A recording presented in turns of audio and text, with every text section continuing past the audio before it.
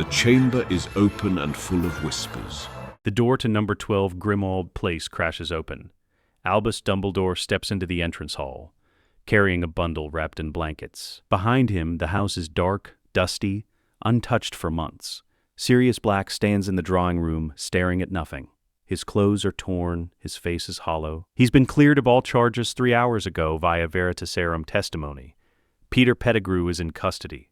Sirius should feel relieved. Instead, he feels empty. Sirius, Dumbledore says gently. Sirius turns. Sees the bundle, his breath catches. Is that Harry? Yes. Sirius crosses the room in 3 strides. Pulls back the blanket. A baby boy, perhaps 15 months old, sleeps fitfully. Black hair, a lightning bolt scar on his forehead, fresh and angry. James's son, Sirius whispers. His voice breaks. Lily's son, they're really gone? I'm afraid so. Sirius's hands shake as he touches Harry's tiny hand. The baby grips his finger reflexively. He's all I have left of them. Which is why, Dumbledore says carefully, you will raise him. Of course I will. I'm his godfather. The front door opens again. Severus Snape enters. Sirius's entire body goes rigid. Snape freezes when he sees Sirius. His face, already pale, goes chalk white. What is he doing here? Sirius snarls. What is the blood traitor doing in my presence? Snape retaliates, though his voice is hollow. Dead. Dumbledore raises a hand. Gentlemen, please. You want me to live with Snivelus? Sirius's voice rises. The Death Eater who got Lily killed? Snape's wand is in his hand instantly. I got her killed. I saved her son, you reckless fool. Where were you when she was dying? Enough! Dumbledore's voice cracks like thunder. Both men freeze. Both of you failed Lily, Dumbledore says quietly. Both of you will now honor her memory by protecting her son. Sirius's jaw works. I'll protect Harry, but not with him. You have no choice. The hell I don't. There is an ancient guardian bond, Dumbledore interrupts. Celtic magic, older than the Fidelius charm. It requires 2 guardians who loved the mother. It anchors blood protection through the child, and it ensures that if one guardian abandons their post, both die. Silence. Snape speaks first, his voice dangerous. You're binding us together with death magic. I'm binding you together with protective magic. Harry needs both of you. He needs Sirius's courage and your knowledge, Severus. He needs the Marauder and the Prince, and you both need a reason to continue living. Sirius looks at Snape. Snape looks at Sirius. Mutual loathing radiates between them like heat. I refuse, Snape says flatly, to live in this black family mausoleum of mediocrity. You're calling my house mediocre? Sirius's voice is deadly quiet. You lived in a hovel in Spinner's End, a hovel with proper organization and no portraits of bigoted ancestors screaming blood purity nonsense. Those portraits are family, gentlemen. Dumbledore's voice cuts through again. You have 5 minutes to each select a bedroom. I suggest opposite ends of the house. He places Harry gently in a conjured crib in the center of the drawing room. The baby whimpers. Both men glance at him involuntarily. Dumbledore pulls out a piece of parchment. Ancient symbols cover it. The incantation is in Old Celtic. I will speak it. You will both provide blood and magical consent. The bond will activate immediately. And if we refuse, Snape asks, then Harry goes to his Muggle relatives, the Dursleys, Lily's sister Petunia, and her husband Vernon. They despise magic. They will raise him in ignorance and likely cruelty. Sirius's face twists. No, not them. Lily hated how they treated her. Then you accept the bond. Snape closes his eyes. When he opens them, they're filled with resignation and grief. What choice do I have? I owe her this much. I'm his godfather, Sirius says through gritted teeth. I'll do whatever it takes to protect him, even if it means living with Snivelus. Don't call me blood, Dumbledore interrupts, holding out a ceremonial silver knife. Sirius goes first, cuts his palm, lets 3 drops fall onto the parchment. Snape follows. His hand is steady. 3 drops join Sirius's, the blood mingles, begins to glow. Dumbledore speaks in a language neither man understands. The words are harsh, guttural, ancient. The parchment ignites with silver fire. Magical chains, translucent and glowing, shoot from the flames. They wrap around Sirius's left wrist, around Snape's right wrist. pull tight. Both men gasp. The chains burn for 3 seconds, then fade. When they look at their wrists, faint silver scars remain, identical, binding. The bond is sealed, Dumbledore says. You are both now magically tied to Harry Potter's protection. You must both reside at this location. You must both defend him with your lives. If one of you abandons this duty, both of you will die within the hour. How long? Sirius asks hoarsely. Until Harry reaches his majority at 17, or until Lord Voldemort is permanently defeated. Voldemort is gone, Snape says. Voldemort is diminished, not gone. He will return, and when he does, Harry will need to be ready. Dumbledore looks at both men. You both loved her, let that be enough. He walks to the door, pauses. I've taken the liberty of stocking the kitchen and warding the house. Creature will serve both of you equally. Try not to kill each other before breakfast. The door closes. Sirius and Snape stand in the drawing room. The crib between them, Harry sleeping fitfully inside. Neither speaks for a full minute. Finally, Sirius says, East Wing, I'm taking the master bedroom. Then I'll take the West Wing, as far from you as architecturally possible. Fine, fine. Harry whimpers again, a soft, heartbroken sound. Both men look at him. Sirius moves first, picks up the baby awkwardly. Harry's tiny face scrunches, starts to cry. Shh, Sirius tries. It's okay. You're safe. But Harry cries harder. Sirius looks helpless. I don't know what to do. Snape stands frozen, staring at the baby, at Lily's eyes and James Potter's face. He needs to be fed, Snape says finally. Changed, comforted. I don't know how to do any of that. Nor do I. They look at each other. First moment of shared inadequacy. We're going to fail him, Sirius says quietly. Probably, Snape agrees. Harry wails louder. But we'll fail together, Sirius adds. Because we don't have a choice. No, we don't. Snape conjures a bottle of warm milk, hands it to Sirius. Support his head, let him feed at his own pace. Sirius does. Harry latches onto the bottle. The crying stops. In the sudden silence, both men breathe. I'll take first watch tonight, Snape says. You sleep. Tomorrow, we'll establish a schedule. A schedule? If we're going to raise a child, we need organization. Feeding times, sleep schedules, magical monitoring for accidental magic, protection wards, educational planning. He's 15 months old, which means we have 9 years and 9 months to prepare him for Hogwarts. That's not enough time. Sirius stares at Snape. You're serious. I am always serious. It's Black who engages in frivolity. That's not what Sirius stops, shakes his head. I'm too tired for this. As am I. Go. Sleep. I'll watch Harry. Sirius hesitates. You won't? Hurt him? Snape's face hardens. He is Lily's son. I would die before allowing harm to come to him. But he's also James's son. I am aware, unfortunately. If you take your issues with James out on Harry, I am not a monster, Black, despite what you believe. They stare at each other, years of hatred, the prank, the bullying, Lily's death, all of it hanging between them. First floor, Sirius says finally. There's a nursery. We'll put Harry there, between our wings. Acceptable. They set up the nursery together in tense silence. Snape transfigures furniture. Sirius adds warming charms and protective wards. Neither speaks except to coordinate spells. When Harry is finally settled in a proper crib, surrounded by soft blankets and magical protections, both men stand in the doorway. Good night, Harry, Sirius whispers. Your dad was my best friend. I'll keep you safe, I promise. He leaves. Snape remains. Stares at the sleeping child. Your mother was my best friend, he says quietly. Before I destroyed that friendship with my stupidity and pride, I cannot undo what I've done. But I can protect what she died to save. I swear it, Lily. On my life and magic.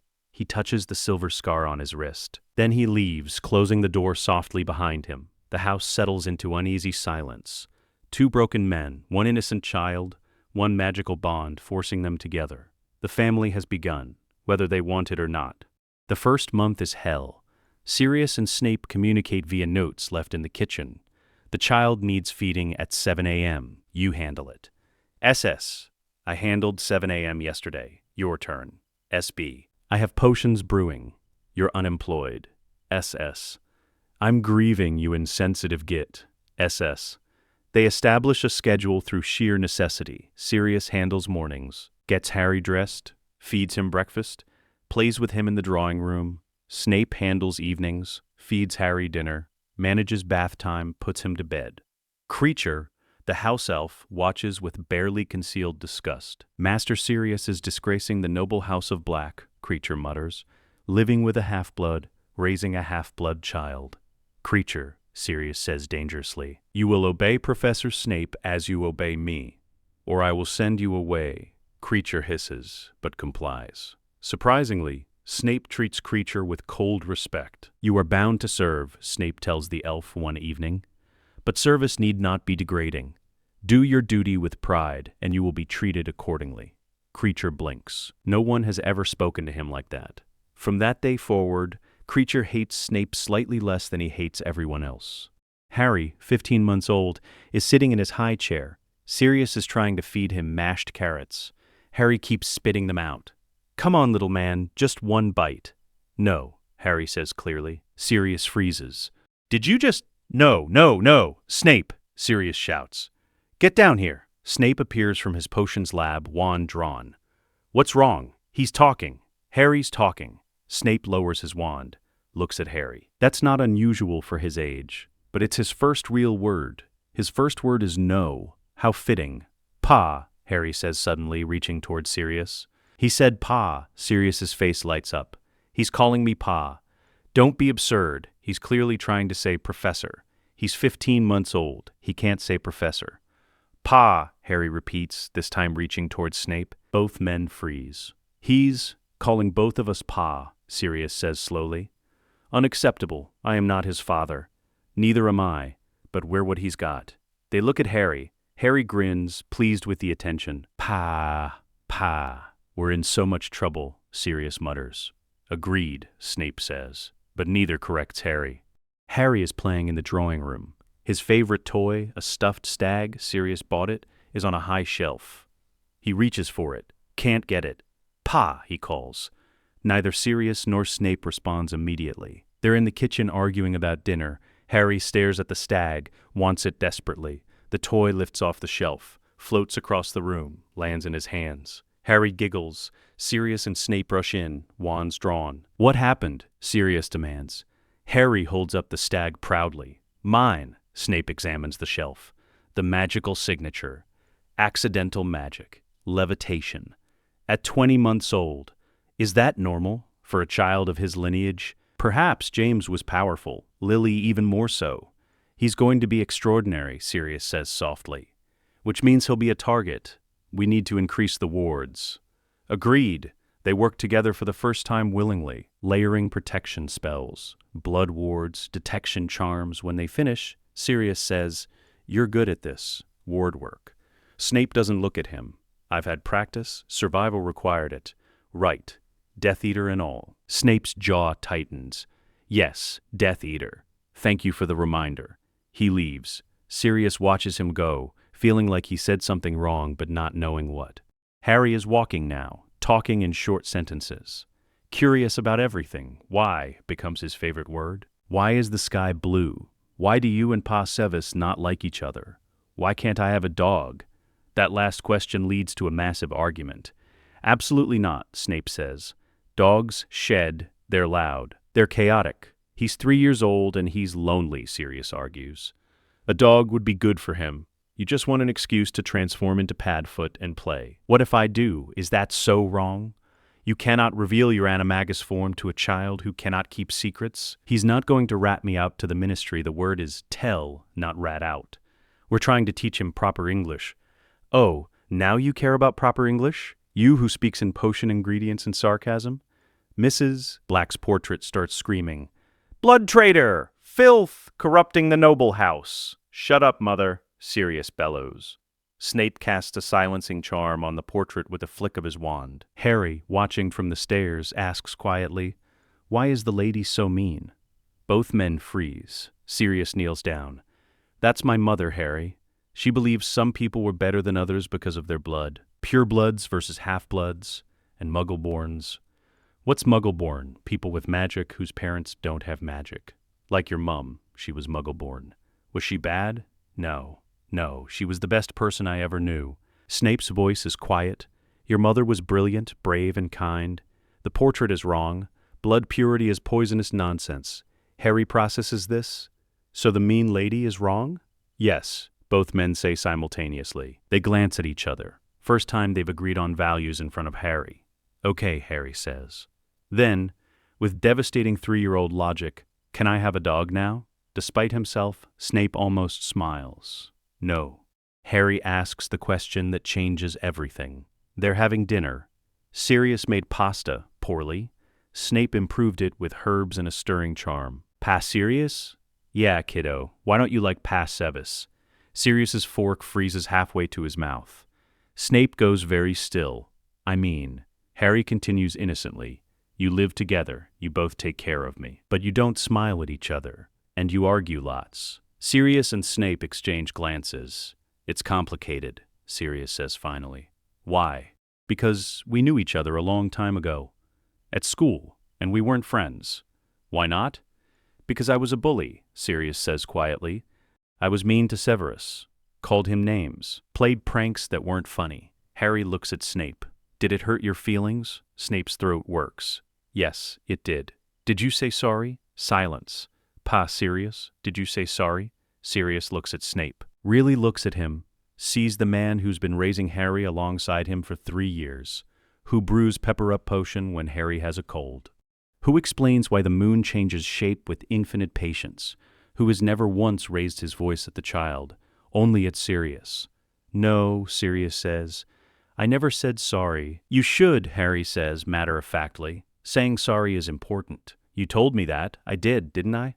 Sirius stands, walks around the table, stands in front of Snape. Snape watches him warily. I'm sorry, Sirius says, for everything at Hogwarts, for the bullying, for the name-calling, for the prank, for being a privileged prat who thought cruelty was funny. James became a better person. I didn't. Not for a long time. Snape stares at him. You're apologizing because a 4-year-old told you to? I'm apologizing because he's right. I should have said it years ago. Long silence. Then Snape says, I'm sorry for calling your mother's portrait correct earlier. That was cruel. You didn't. I implied that pure blood ideology had merit. I joined the Death Eaters because I believed that poison. I was wrong. Your mother's portrait is a fanatic. You are not responsible for her sins. They look at each other. 36 years old, both of them. Shaped by war and loss.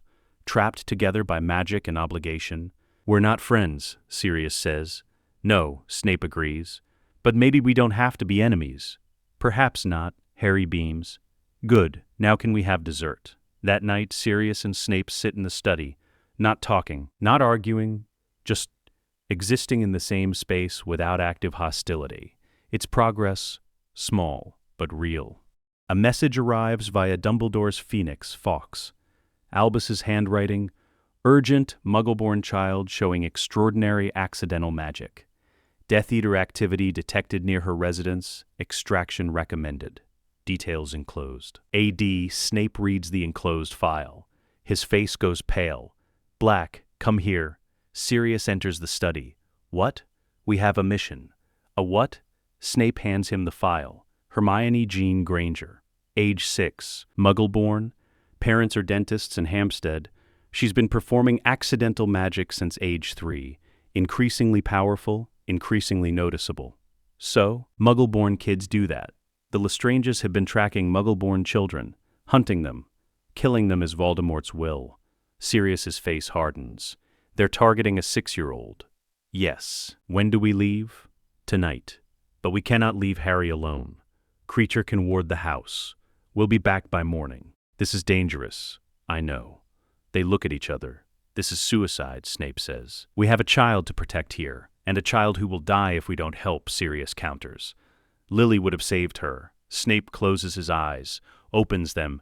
Yes, she would have. Then we go. We go together. For the first time since Hogwarts, we fight on the same side. About damn time. They prepare. Snape brews emergency antidotes. Sirius checks his wand, his dueling reflexes. At the door, they pause. If I die, Sirius says, tell Harry I loved him. If I die, Snape says, tell Harry his mother was the best person I ever knew. We're not going to die, probably not, but it's good to have contingencies. They apparate. The house is dark, quiet, too quiet. Snape casts detection charms. 2 Death Eaters, surveillance positions, northeast and southwest corners. I'll take northeast, Sirius whispers. I'll distract, you extract. Why do you get to distract? Because I can pretend to be recruiting for the cause. They might believe me. They definitely won't believe you. Sirius hates that Snape is right. Fine. But if you die, I'm telling Harry you died stupidly.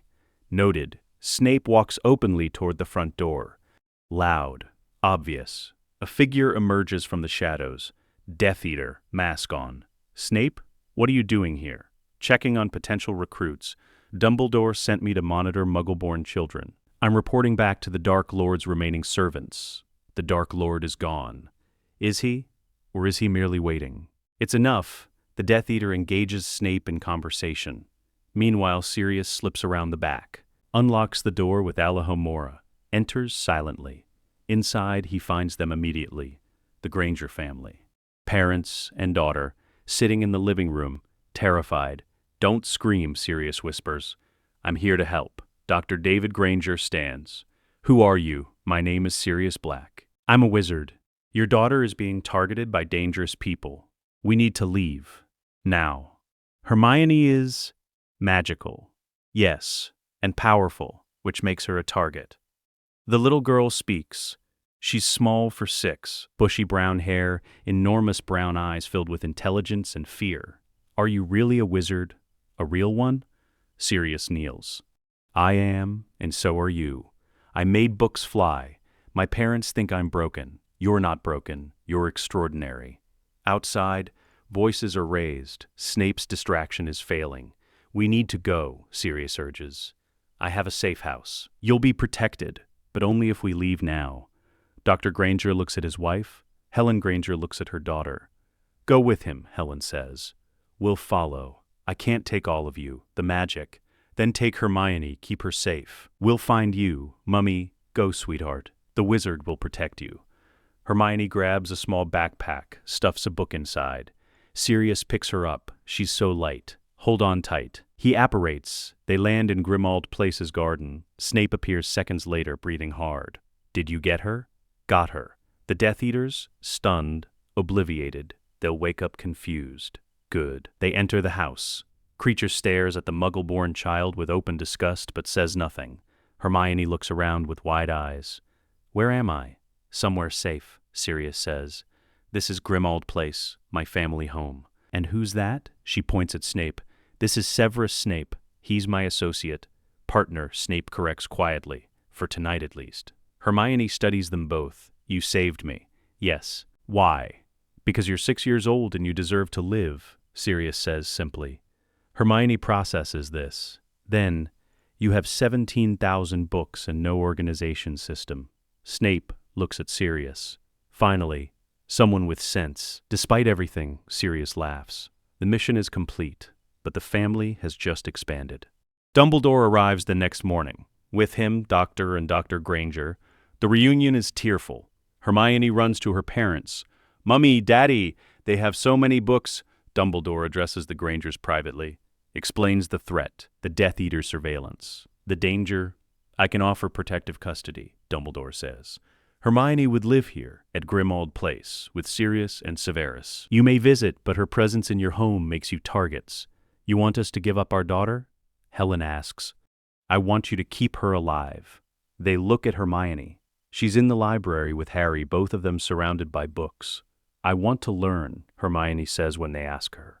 I want to understand magic, and I like it here. They're nice. Even the grumpy one, Snape overhearing, almost smiles. The Grangers agree, with conditions, regular visits, letters, updates on her education. She'll receive the best magical education available, Snap promises. I guarantee it. And she'll have friends, Sirius adds. Harry's already attached to her. It's true, Harry and Hermione are inseparable after one day. She's smart, Harry tells Sirius. She knows everything. I don't know everything, Hermione corrects, but I want to learn everything. That night, after the Grangers leave, Snape and Sirius set up a second bedroom. This changes things, Sirius says. Yes. We're now responsible for 2 children. Can we handle it? We've managed with 1. Adding another shouldn't be significantly harder. You sound very confident. I sound pragmatic. There's a difference. They work in silence, transfiguring furniture, adding wards, making the room welcoming. When Hermione sees it, she cries. What's wrong? Sirius asks, alarmed. Nothing. I've never had my own room before. At home, I shared with my parents. This is mine. Yours, Snape confirms. She hugs him. Snape freezes, doesn't know what to do with his hands. Sirius grins at his discomfort. Finally, awkwardly, Snape pats her head. You're welcome, Miss Granger. She pulls back. Can I call you something other than Professor Snape? That's too long. What would you prefer? I don't know. Harry calls Sirius Pa Sirius. What should I call you? Snape considers. Severus is acceptable. Too formal. How about Sev? Absolutely not. Professor Sev? Miss Granger? I'll think of something, Hermione decides. That night, Harry and Hermione fall asleep in the playroom. Books scattered around them, Harry's stuffed stag in Hermione's arms. Sirius and Snape watch from the doorway. We're doing this, Sirius says quietly. Protecting both of them. Yes, we're actually partners now, not just forced cohabitants. It appears so. I never thought I'd fight beside you, nor I you. Yet here we are. Here we are. They stand in comfortable silence. For the first time in 4 years, Grimmauld Place feels like a home instead of a prison. The family has grown, 2 broken men, 2 vulnerable children, and somehow, impossibly, it's working. The drawing room of Grimmauld Place has been transformed into a classroom. Snape stands at a conjured blackboard, chalk in hand, writing out magical theory in precise script. Harry and Hermione sit at desks. Hermione is already taking notes. Harry is staring out the window at a bird. Mr. Potter, Snape says without turning around. If you would be so kind as to pay attention, Harry jerks back to focus. Sorry, Professor. We are discussing the foundational principles of transfiguration. Miss Granger, can you explain the primary rule? Hermione's hand shoots up. Transfiguration is about understanding the essential nature of both the original object and the target form. You must comprehend molecular structure, magical signature, and intended function. Gamp's law states there are 5 principal exceptions to transfiguration, including food, though there are workarounds involving, thank you, Miss Granger, 10 points to, well, we don't have houses here. But your answer is exemplary. Harry raises his hand tentatively. Yes, Mr. Potter? Why do we need to know the molecular structure? Can't we just do the magic? Snape turns. His expression is not angry, as it might be with another student. It's patient. Magic without understanding is dangerous. You might successfully transfigure a teacup into a rat, but without understanding the biological requirements of a living creature, you would create something that appears alive but is fundamentally broken. It would suffer. Do you want to cause suffering through ignorance? No, sir. Then you must understand the theory before attempting the practice. Hermione nods vigorously. Harry sighs but picks up his quill. The morning session continues until noon. Snape drills them on magical theory, potion ingredient properties, and wand movements. Hermione absorbs everything like a sponge, takes detailed notes, asks clarifying questions. Harry struggles to sit still. His attention wanders, but when Snape explains something that connects to practical application, Harry's eyes light up. That's enough for this morning, Snape says finally. Lunch. Then Black will take over for the afternoon session. What does Sirius teach? Hermione asks. Chaos, mostly, Snape says dryly. But he calls it practical application. Sirius bounds into the drawing room with the energy of a much younger man. Right, who's ready for some real magic? Hermione raises her hand. Sirius, this morning Professor Snape taught us about theory. Yeah, boring. Important, but boring. Now we get to blow things up. Harry's interest is suddenly piqued. Controlled explosions. Very different. First rule of practical magic. Always know your escape route. Sirius walks around the room, pointing. Door, window, flue, 3 exits. Always identify them the moment you enter a room. Harry, where are the exits? Harry looks around. Door, window, flue. Good. Hermione? Door, window, flue, and the servant's passage behind the portrait. Sirius grins. Excellent. You found the 4th exit. That's the one that saves your life when the obvious 3 are blocked. He conjures training dummies, sets them up around the room. Now, Snape taught you wand movements, perfect technique, precise angles. That's good for exams, but in a real fight, you don't have time for perfect technique. You need instinct. But Professor Snape said, Hermione starts, Snape's right, you need to learn the proper form first, but then you need to learn when to break the rules. Watch. Sirius casts a stunning spell. His wand movement is loose, almost lazy, but the spell hits the dummy dead center. See? I didn't follow the textbook wand arc. I shortened it. Faster casting, less telegraphing. In a duel, that matters. But what if you miss, Hermione asks. Then you dodge and cast again. Magic isn't about perfection. It's about survival and adaptability. Harry tries. His stunning spell is wobbly, but hits the dummy. Good. Natural talent. You've got your dad's instincts. Hermione tries. Her wand movement is textbook perfect. The spell is strong, but takes a second longer to cast. Excellent form. But try loosening up. Trust your gut, not just your brain. But trusting my gut means ignoring proper technique. No. It means learning proper technique so well that your gut knows it automatically. Muscle memory. They practice for 2 hours. Sirius teaches them environmental awareness, how to use furniture as shields, how to transfigure the floor to make opponents slip, how to cast while moving. It's exhausting, but Harry loves it. Hermione is frustrated. This is so imprecise. War is imprecise, Sirius says gently. I hope you never have to fight, but if you do, I want you to survive. Something in his tone makes Hermione stop arguing. It starts as a teaching demonstration. Snape and Sirius have decided to show Harry and Hermione what a real duel looks like. We'll demonstrate defensive tactics, Snape says. Observe the shield work, the counter-curse chains, and the importance of maintaining distance. And I'll show you how to be unpredictable, Sirius adds. Because Snape's problem is he's too textbook. Textbook tactics keep you alive, Black.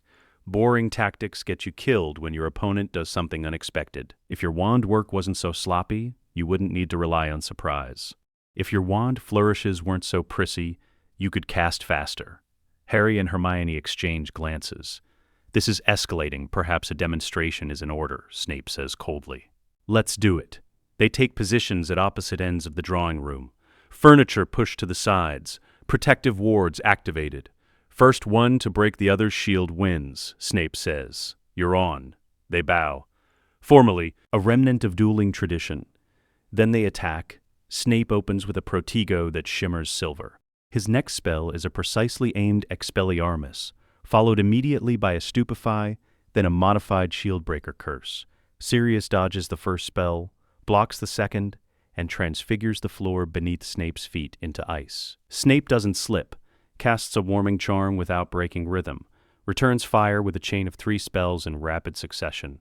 See the wrist rotation, Snape says, teaching even while dueling. Counterclockwise provides 17% more shield coverage. Sirius rolls his eyes. Or just cast faster and don't get hit. He sends a Confringo at Snape's left side while simultaneously transfiguring a chair into a shield on his right. Snape deflects both. Predictable. You always dodge left when tired. I'm not tired, but he is. Both of them are pushing harder than they meant to. Muscle memory takes over. This is no longer a demonstration. This is real. Snape casts a spell Harry doesn't recognize. Non-verbal. A slash of his wand. Sirius barely dodges the spell cuts through the wall behind him. Was that Sectum Sempra? Sirius shouts.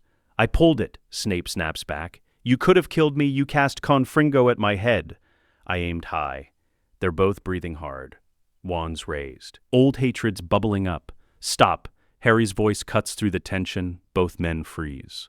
Harry is standing, his face is pale. You could have hurt each other, Hermione adds quietly. That was extraordinary, but also terrifying. Snape and Sirius lower their wands. Look at each other. See the children watching with fear and awe mixed together. I apologize, Snape says stiffly. I allowed my competitiveness to override my judgment. Yeah, me too. Sirius runs a hand through his hair. That got out of hand. Perhaps we should establish rules for future demonstrations. Good idea. They repair the damaged wall in silence. The children watch. Finally, Hermione speaks. Can I give you both feedback? Snape and Sirius turn, surprised. Of course, Snape says. Hermione pulls out a notebook. I've been timing and measuring all your demonstrations for the past 6 months. You what? Sirius asks. Professor Snape, Your wand arc on the third shield charm was 2.3 degrees off optimal trajectory. It cost you 0.7 seconds. And Sirius, you always dodge left when you're tired. You did it 4 times in that duel. Both men stare at her.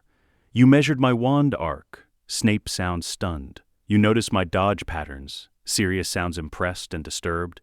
I notice everything, Hermione says matter-of-factly. Harry, do you want to add anything? Harry nods. Snape, when you're about to cast something big, your left shoulder tenses. Just a little, but I saw it. And Sirius, you squint before you transfigure things. It's a tell. Sirius looks at Snape. Snape looks at Sirius. We've created tactical analysts, Snape says. We've created nightmares for our enemies, Sirius agrees. Despite the tension, both men are smiling slightly. Right, Sirius says. New lesson plan, we teach you both how to hide your tells. And how to exploit other people's, Snape adds. The duel is over. The lesson continues. But something has shifted. Harry and Hermione aren't just students anymore. They're becoming something more dangerous. After the children are in bed, Snape and Sirius sit in the study. The silence is heavy. Finally, Sirius speaks. That was close today. We nearly lost control. Yes, I cast Sectum Sempra. That was inexcusable. I cast Confringo at your head. Also inexcusable. We reverted to our Hogwarts enmity. For about 30 seconds, I wanted to actually hurt you. As did I. They sit with that uncomfortable truth. We can't do that again, Sirius says. Not in front of them. Agreed. But perhaps we can use this. Use what? Our competitiveness. Channel it into making them better. If we compete to be the superior teacher, they benefit. Sirius considers. Like a teaching rivalry instead of a personal one? Precisely. You teach them recklessness, Snape says. It's not quite an accusation, more an observation. You teach them fear, Sirius counters. I teach them caution. There's a difference. They need to know they can win, not just survive. Snape is quiet for a long moment. Then, perhaps they need both. Yeah, maybe they do. Your tactics are effective, unorthodox, but effective. Your theory is solid, comprehensive. It gives them a foundation I can't provide. This is as close to compliments as they've ever come. So we continue teaching together, Sirius says. Your way in the mornings, my way in the afternoons. And we ensure our demonstrations remain demonstrations. Agreed. They shake hands, formally, sealing the teaching partnership, its progress, real, tangible progress. By now, Harry and Hermione have been training together for 5 years. They move like a unit in practice duels against conjured opponents. They've developed a signature strategy. Hermione creates the distraction. She uses Snape's precise spell chains, 3 spells cast in rapid succession that force opponents to focus on defense. While they're distracted, Harry flanks. He uses Sirius's aggressive tactics, environmental transfiguration, unpredictable angles, raw offensive power. They don't need to speak. They've practiced so much they communicate through tiny gestures. A nod, a hand signal, a glance. Snape and Sirius watch from the sidelines. They're terrifying, Sirius says with pride. They're 9 and 11, Snape counters. They shouldn't be this competent. Is that a complaint? An observation? We've created something unprecedented. The practice duel ends. Harry and Hermione have defeated 5 conjured opponents in under 3 minutes. What do we call that move? Harry asks, breathing hard. The Grimmauld Gambit, Hermione suggests. Since we developed it here, I like it. Snape steps forward. Excellent work. But you're relying too heavily on Miss Granger's initial distraction. If she's taken out first, your strategy collapses. He's right, Sirius admits. You need backup plans. What if Harry distracts and I flank? Hermione asks. Can you flank effectively? Snape challenges. Hermione's jaw sets. I can learn. Then we train both variations. You should be interchangeable. Over the next months, they do exactly that. Harry learns precision casting. Hermione learns aggressive maneuvering. By summer's end, they can swap roles seamlessly. We're making them into weapons, Sirius says one night. We're making them into survivors, Snape corrects. There's a difference. Is there? Yes. Weapons are wielded by others. Survivors make their own choices. Sirius thinks about that. You really believe that? I do. I was a weapon. For Voldemort, for Dumbledore in some ways. I don't want that for them.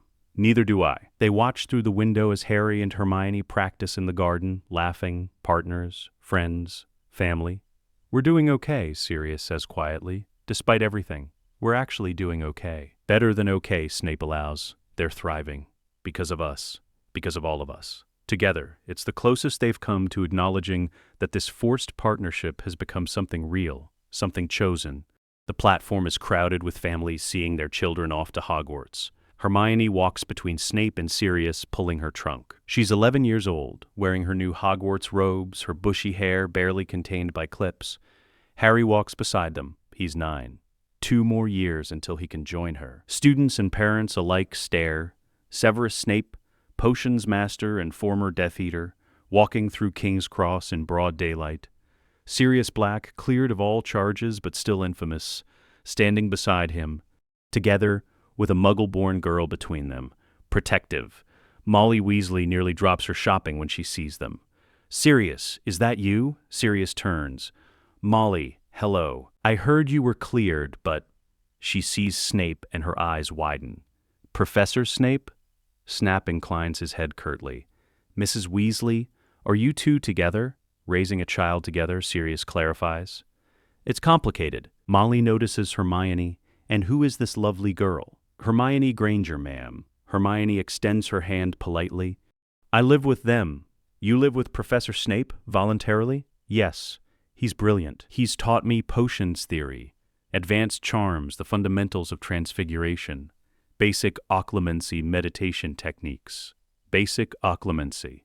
Molly looks alarmed. Isn't that dangerous for a child? Only if taught improperly, Snap says. Miss Granger has been learning mental discipline, not full mind protection. The principles are sound for any young witch or wizard. Ron Weasley, standing beside his mother, whispers to his twin brothers, Who lives with Snape voluntarily? Fred whispers back, Someone very brave or very mad. Maybe both, George adds. The Hogwarts Express whistles. Time to board. Hermione turns to her guardians. Her eyes are suddenly bright with unshed tears. I'm going to miss you both. Sirius hugs her immediately. We'll miss you too, kid. But you're going to be brilliant. Just remember, if anyone gives me trouble, send an owl and you'll handle it. You've told me 17 times, because it's important. I know. She turns to Snape, hesitates. Snape kneels down to her level. His voice is quiet. Miss Granger, you are prepared. You have been trained by the best. And yes, Black, I include you in that assessment. You are intelligent, capable, and formidable. Hogwarts will be fortunate to have you. What if I'm not sorted into the right house? There is no wrong house. Only the house that helps you grow. Wherever the sorting hat places you, you will excel. Even Slytherin, especially Slytherin, you would revolutionize it. Hermione smiles. Then, impulsively, hugs him. Snape freezes. Slowly, carefully, he hugs her back. We're proud of you, he says quietly. Both of us. Don't cry, Sev, Sirius teases. You'll ruin your reputation. I am not crying, Black. Your eyes are watering. Allergies. Hermione pulls back, laughing through her own tears. She hugs Harry. I'll write every day, she promises. You don't have to write every day, Harry says. I want to. I need to tell you everything I learn so I can teach you before you start. Okay. She boards the train, finds a compartment, waves from the window, the train pulls away. Snape and Sirius stand on the platform. Harry between them. She'll be fine, Sirius says. I know, Snape replies. You're worried anyway. Of course I'm worried. She's 11 years old and entering a castle filled with hundreds of students, some of whom will judge her for her blood status. She can handle it. We taught her how. Yes, we did. They watch until the train disappears. Hermione sits alone initially, reading Hogwarts, a history for the 3rd time. The compartment door slides open. A boy with red hair pokes his head in. Everywhere else is full. Mind if I sit here? Not at all. The boy enters. Behind him, another boy, round-faced, nervous. I'm Ron Weasley. This is Neville Longbottom, Hermione Granger. Ron sits down heavily. You were on the platform with Professor Snape and Sirius Black. Are you related to them? Not by blood. They've raised me since I was 6. Blimey. What's that like? Educational. Is Snape as awful as everyone says? Hermione's expression hardens. Professor Snape is not awful. He's strict. He has high standards. But he's brilliant, and he's taught me more magic than most second years know. Ron holds up his hands. Sorry. Didn't mean to offend. It's fine. People make assumptions about him. They're usually wrong. And Sirius Black, the one who was accused of murder? He was innocent, framed by Peter Pettigrew. He was cleared years ago. That's mental, Ron says. So you've been raised by a former Death Eater and an accused murderer who was actually innocent? When you put it that way, it sounds dramatic. But yes. Neville speaks up quietly. My gran says Sirius Black was a hero in the First War. Is he nice? Hermione smiles. He's wonderful. He's reckless and makes terrible jokes and teaches me how to fight dirty. And Professor Snape is careful and makes brilliant potions and teaches me how to think strategically. Together they're my family. The compartment is quiet for a moment. Then Ron grins. Well, you're definitely the most interesting person I've met today. Thank you. That was a compliment, I think. They spend the rest of the journey talking. Ron tells stories about his 5 older brothers. Neville talks about his grandmother and his parents. Hermione talks about Harry carefully avoiding mention that he's Harry Potter. By the time they reach Hogwarts, she has 2 friends. The first years line up. Hermione stands between Ron and Neville. Professor McGonagall places the sorting hat on a stool. It sings its traditional song. Then the sorting begins. Abbott, Hannah, Hufflepuff, Boot, Terry, Ravenclaw, names are called. Students are sorted. Granger, Hermione. Hermione walks to the stool, sits. McGonagall places the hat on her head. It's far too large, slips down over her eyes. Inside her mind a voice speaks. Hat, interesting, very interesting indeed. You've been taught by both light and shadow. Hermione, I've been taught by Severus Snape and Sirius Black. Hat, yes. I see their influences, Snape's discipline and precision, Black's courage and instinct. You have the mind for Ravenclaw, sharp, analytical. You'd thrive there. Hermione, but you also have cunning, ambition to protect your family, that's Slytherin, and loyalty, deep, fierce loyalty, that's Hufflepuff, and courage, the courage to defend the defenseless even when it's unpopular, that's Gryffindor. Hermione, so where do I belong? Hat, where do you want to belong? Hermione, with people who will become my family. I already have a family at home. At school I want to find my place, my people. Hat, your people are brave, like your guardians. Both of them, despite their differences, are brave. You share that. Better be Gryffindor. The Great Hall applauds. Hermione walks to the Gryffindor table. At the staff table, Snape's expression is carefully neutral, but McGonagall sitting beside him sees his shoulders relax slightly. She's in Lily's house, McGonagall observes quietly. Yes, she is. That pleases you. I am satisfied with the hat's decision. High praise from you, Severus. Snape doesn't respond, but the tiniest smile touches his lips. Hermione's first potions class is on Tuesday morning. She sits in the front row, takes out her notes, is prepared. Snape sweeps into the dungeon classroom like a bat. There will be no foolish wand-waving or silly incantations in this class, he begins, his voice cutting. As such, I don't expect many of you to appreciate the subtle science and exact art that is potion-making. However, for those select few who possess the predisposition, I can teach you how to bewitch the mind and ensnare the senses. I can tell you how to bottle fame, brew glory, and even put a stopper in death. The first years are terrified. Hermione is taking notes. Snape's gaze sweeps the room, lands on her, moves on without acknowledgement. Miss Granger, he says crisply, what would I get if I added powdered root of asphodel to an infusion of wormwood? Every head turns. Hermione's hand goes up.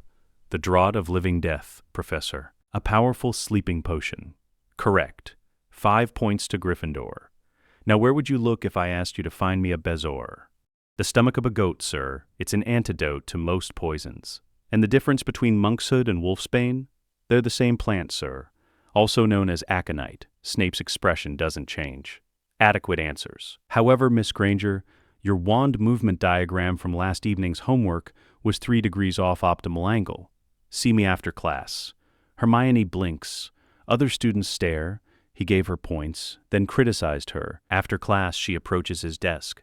Professor, your homework was excellent, but the wand movement error would have resulted in potion instability in a practical setting. Do better next time. Yes, sir. I will.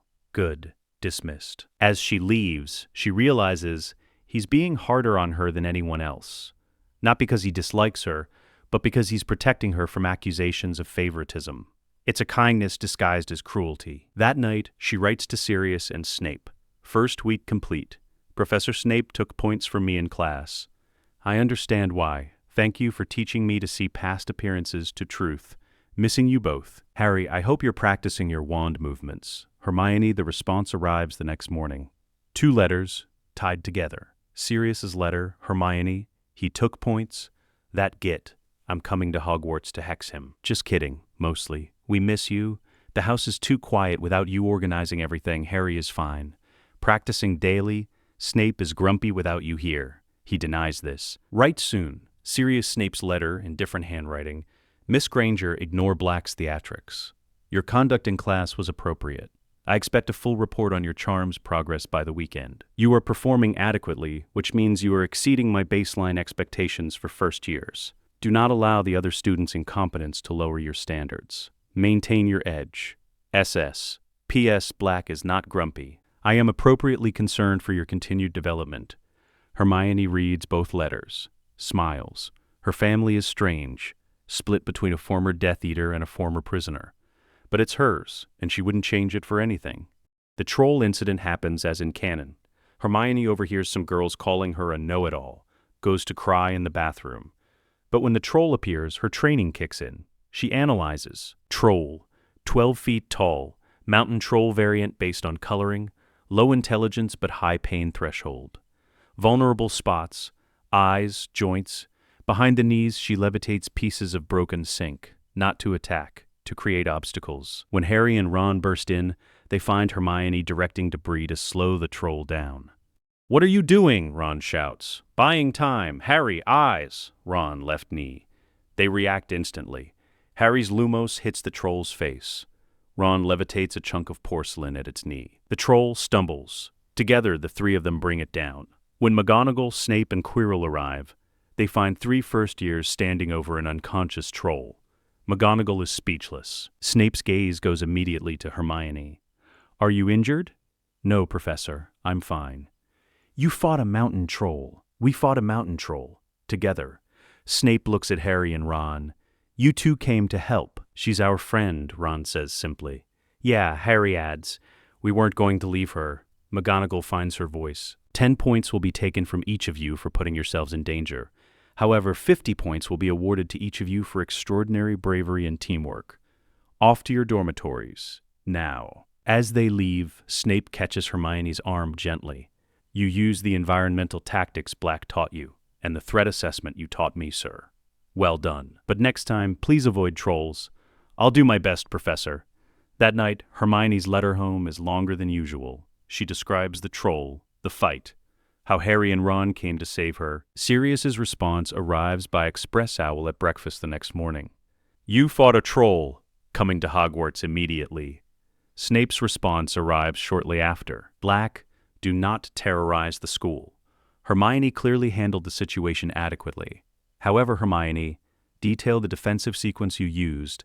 I need to assess if additional training is required before winter break. SS McGonagall, reading over Snape's shoulder at the staff table, says quietly, They really are her family, aren't they? Yes, Snape says, they are. Hermione returns to Grimmauld Place for the holidays. The moment she steps through the flue, Sirius sweeps her into a hug. You're here. You're safe. Sirius, I can't breathe. Sorry. I just... Trolls, Hermione. Trolls. I handled it. I know you did. We trained you to handle it. But I'm allowed to worry. Snape enters from his lab, takes in the scene. Miss Granger, welcome home. Thank you, Professor. She hugs him too. Snape pats her back awkwardly. How are your studies progressing? Excellently. But I have concerns. Both men go on alert. What concerns? Sirius asks. They move to the study. Hermione pulls out her notes. Professor Quirrell makes me uncomfortable. Uncomfortable how? Snape asks sharply. I can't explain it. It's like pressure behind my eyes when he looks at me. And he avoids you, Professor Snape. Goes out of his way to not be near you. Snape and Sirius exchange glances. Describe the sensation exactly, Snape says. Like someone is pushing against my thoughts, not reading them. Just pressing? Legilimency, Snape says immediately. Someone is attempting legilimency on you. Have you been maintaining your occlumency exercises?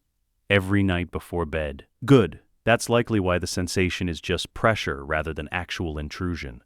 But if someone is targeting you, then Quirrell is the problem, Sirius finishes. We need to investigate, Snape says, discreetly. Over Christmas break, while Hermione is home, Snape returns to Hogwarts early, watches Quirrell, catches him attempting to access Snape's private stores, unicorn blood components, rare ingredients for dark potions. Snape reports to Dumbledore immediately. Quirrell is attempting to steal unicorn blood. That's a dark arts ingredient. I'm aware, Severus. You're aware? Then why? Because I need to know his endgame. He's after the Philosopher's Stone. I need him to reveal his master.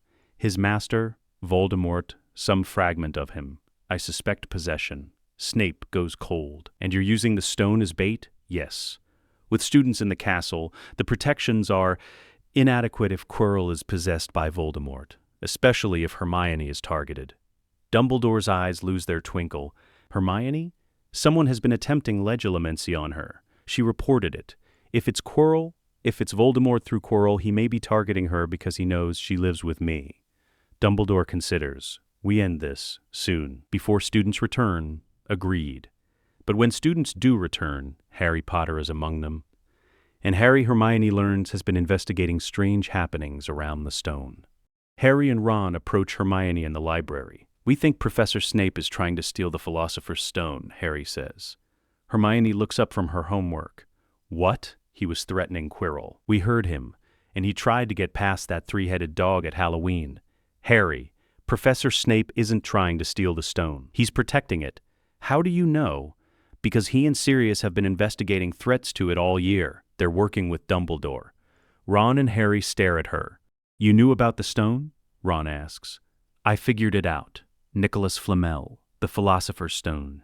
It makes sense to hide it at Hogwarts, and Professor Snape wouldn't threaten Quirrell unless Quirrell was the actual threat. But you heard part of a conversation without context. Hermione's tone is patient but firm. If you're worried about the stone, we should tell Professor Snape. He'll just tell us to mind our own business, Harry argues. No, he'll take us seriously. Trust me. That night, Hermione sends an emergency owl to Grimmauld Place. Professor Snape, Harry and Ron believe someone is attempting to steal the stone tonight. They're planning to go after it themselves. Please intervene. Hermione, the response is immediate. Snape flews directly to Hogwarts. Brings Sirius as Padfoot. They find the trio preparing to descend through the trapdoor. Step away from the trapdoor, Snape commands. The three students freeze. Professor, Hermione says. You came. Of course I came. You sent an emergency signal. Now explain. Harry, Ron, and Hermione explain their evidence. The overheard conversation, the three-headed dog, their certainty that someone is stealing the stone tonight. Snape listens. You're partially correct. Someone is attempting theft, but it's not me. It's Quirrell. Professor Quirrell? Harry asks, shocked. Yes, he's been possessed by a fragment of Voldemort. Dumbledore and I have been monitoring him, but if he's making his move tonight, we end this now. We're coming with you, Hermione says. Absolutely not. You trained us for this. We can help. Snape looks at Sirius, who's transformed back to human form. They did fight a troll successfully, Sirius points out. That doesn't mean... Professor, Hermione interrupts. You taught me to think strategically. 3 additional wands. 3 additional pairs of eyes. We can support you, please. Snape closes his eyes briefly, opens them. You stay behind us. You follow orders exactly. If I tell you to run, you run. Understood? Understood. They descend together. Through the devil's snare, Hermione remembers the light solution. Past the flying keys, Harry catches it. Through the chess game, Ron directs while Snape transfigures additional pieces to protect everyone. They reach the mirror chamber. Quirrell is there, staring into the mirror. Frustrated, I don't understand. The stone should appear. It won't, Snape says from the doorway. The mirror only gives the stone to someone who wants to find it but not use it. You want to use it, therefore you fail. Quirrell spins around. Snape, and children? Step away from the mirror, Quirrell. I don't think so. Quirrell's voice changes, becomes high, cold. Severus, my faithful servant. Or were you? I was never your faithful servant, Voldemort. I was Dumbledore's spy from the moment you targeted Lily Potter. Ah, yes, the mudblood. You loved her, and she died anyway. She died protecting her son. Who is standing right here? And you will not touch him. Sirius steps forward, wand raised. He's not alone, Tom. You want Harry? You go through both of us. Hermione, Harry, and Ron form a line behind their guardians. Quirrell/Voldemort laughs. How touching. But you're outnumbered. I have Quirrell's body. I have the knowledge of 1,000 dark spells. What do you have? Family, Harry says, and they attack as a unit. Snape casts Protego, shielding everyone. Sirius casts Expelliarmus, targeting Quirrell's wand. Hermione uses the distraction to cast a tripping jinx. Ron levitates chunks of rubble. Harry runs forward, not to fight, to reach the mirror. He looks into it, sees himself finding the stone but not using it. The stone drops into his pocket. I have it, he shouts. Quirrell lunges for him. Snape intercepts. His wand work is fast, brutal, precise, but Quirrell is possessed by Voldemort. The power is immense. Then Dumbledore arrives. The headmaster's magic fills the room like a physical force. He doesn't cast spells. He simply exerts will. Quirrell's body begins to crumble. Voldemort's spirit tears free, screaming, and flees through the walls. Silence. Quirrell collapses, unconscious but alive. Dumbledore looks at the students, at Snape and Sirius. Well, he says mildly, that was dramatic. Harry, Ron, and Hermione are being checked by Madame Pomfrey. Minor injuries only. Exhaustion. Snape stands beside Hermione's bed. Sirius paces. You could have been killed, Snape says quietly. But we weren't, Hermione replies. Because you trained us. Because we worked together. You're 11 years old. I'm 11 years old with 5 years of combat training from 2 of the best duelists in Britain. We were prepared. Snape's jaw works. You scared me. I'm sorry. Don't apologize. Just don't do it again. I can't promise that. Trouble seems to find us. Then we'll continue training so that when trouble finds you, you survive it. Sirius stops pacing, sits down heavily. She's right, you know. We trained them for this. They did brilliantly. I know. That's what terrifies me. Harry speaks up from his bed. Thank you, both of you, for coming, for trusting us to help. We'll always come when you call, Sirius says. That's what family does. Second year begins with warnings. The Chamber of Secrets has been opened. Enemies of the air, beware. Mrs. Norris is found petrified. Hermione goes immediately to the library, pulls every book about Hogwarts history. Within a week, she has a hypothesis. She sends an owl to Grimmauld Place. Professor Snape, a student has been petrified. The Chamber of Secrets has been opened. My research indicates a basilisk. If correct, Muggleborns are primary targets. I am being extremely careful, carrying a mirror at all times. Please advise. Hermione Snape's response is immediate and detailed. Miss Granger, your basilisk analysis is correct. Maintain mirror protocol. Avoid plumbing. Never be alone. I am brewing Mandrake Restorative Draught. If petrified, you will be revived. You will survive this. Additional instructions enclosed. SS. The enclosed instructions are comprehensive. How to recognize basilisk signs. Emergency escape protocols. A charmed bracelet that will alert Snape if she's in immediate danger. Sirius's letter arrives shortly after. Hermione, basilisk? I'm researching everything about the Chamber of Secrets in the Black Library. Sending all information. Stay safe. If anything happens, Snape and I are coming to Hogwarts immediately. Sirius, true to his word, Sirius sends copies of Black family documents about Slytherin's chamber, ancient histories, myths, theories. Hermione shares everything with Harry and Ron. They investigate together, carefully, strategically. Ginny Weasley has been acting strange. Ron notices first. My sister's been really tired lately, and she keeps disappearing. Hermione pays attention, watches Ginny, sees the signs, personality changes, memory gaps, exhaustion. She remembers Snape's lessons on dark artifacts, on possession. Ron, does Ginny have anything new? Something she got recently? I don't know. Why? I think she might be under the influence of a dark object. We need to check her things. They wait until Ginny is in class, search her dormitory, with Harry under his invisibility cloak keeping watch. They find the diary. Small, black, innocent-looking. But when Hermione opens it, she sees writing appear in response to nothing. Hello, who might you be? Hermione's blood runs cold. She closes the diary immediately, wraps it in her scarf, doesn't touch it with bare skin. We need to show this to Professor Snape, right now. Hermione, Harry, and Ron present the diary to Snape. He examines it with extreme caution, casts diagnostic spells. His face goes white. "This is a Horcrux. A what?" Harry asks. "One of the darkest forms of magic, an object containing a fragment of a soul. This diary contains a piece of Tom Riddle's soul." Tom Riddle. Who's that? Lord Voldemort's real name. This diary is from when he was 16 years old. It's been possessing Miss Weasley, using her to open the chamber and release the basilisk. "We need to destroy it," Hermione says. "Yes, but carefully.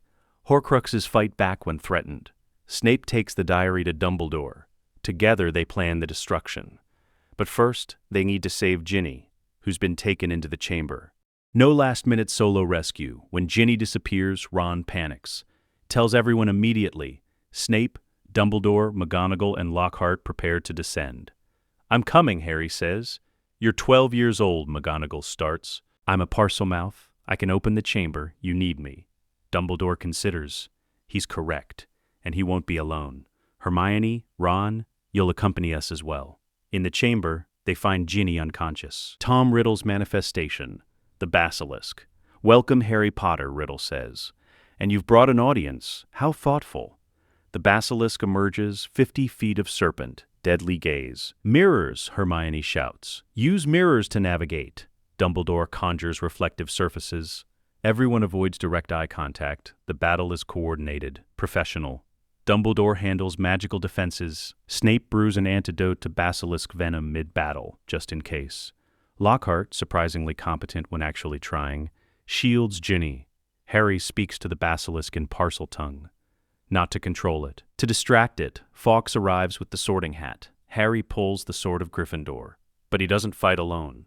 Snape and Dumbledore support him. Ron and Hermione keep Ginny safe. Harry drives the sword through the basilisk's brain. The serpent falls. Tom Riddle screams, "No, I cannot be defeated by children." "You're not being defeated by children," Snap says coldly. "You're being defeated by a family who fights together."